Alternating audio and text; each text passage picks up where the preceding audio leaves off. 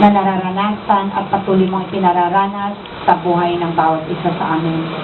Lord God, tinataas ko ang oras na ito, ang sandaling ito, na kami po, Panginoon, ay nagkais at nagkatipon upang patuloy na pakinggan ka sa pamamagitan ng mga mensahe mo, O Diyos.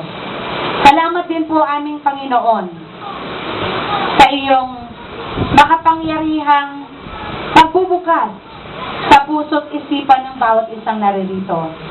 Lord, buksan mo ang mga saradong pintuan ng puso ng bawat isa, natural man or spiritual, maging yung pandinig ng bawat isa, at yung mga matang inaantok, buksan mo, Panginoon, spiritual man o physical, upang sa ganon ang iyong salita sa hapong ito ay hindi mawalan ng kabuluhan.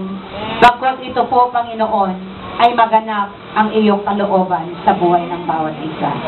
Maraming salamat po, at ikaw ang aming binibigyan ng papuri, karangalan at kaluwalhatian, dahil po ang pangalan mo po lamang ang siyang maihayag at may tataas.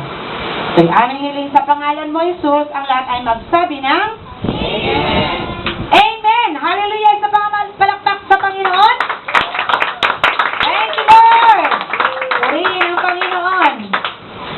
Mga kapatid, ang aking gustong ibahagi ngayon ay tungkol po sa buhay o pamumuhay na kalugod-lugod sa Diyos.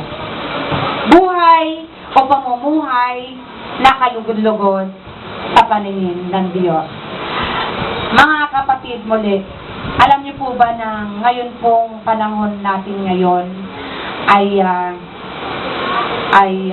kailangan na nating gumising, kailangan na nating magmadali, kailangan na nating magpakasipag, kailangan na nating huwag patulog-tulog o huwag patumpik-tumpik. Kailangan na po nating tutuhanin na natin yung ating paglilingkod sa Panginoon. Kasi nga po, lagi pong sinasabi, nasa huling panahon na po tayo ngayon.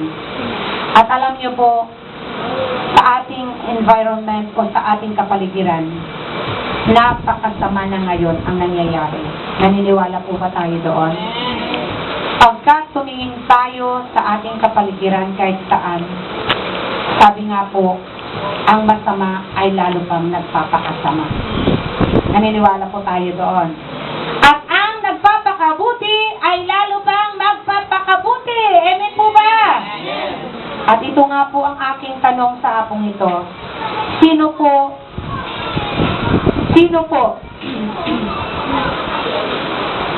po sila na pwedeng mamuhay ng kaaya-aya o kalugod-lugod sa harapan o paningin ng Diyos? Sino po? Yung tinutukoy ko po rito na pwedeng mamuhay ng kasiya-siya, kaaya-aya o kalugod-lugod sa paningin ng Diyos. Sino po? Okay? Sabi niyo po, tayo. Sige po. Maganda po at totoo na tayo. Pero alam niyo po, ang paanyayang ito ng ating Diyos ay para sa buong mundo. Amen po tayo. Dahil ninanais ng Diyos na lahat ng tao dito sa mundong ito o dito sa sanlibutan ito, nais niya na naway mamuhay lahat ng mayroong kaluguran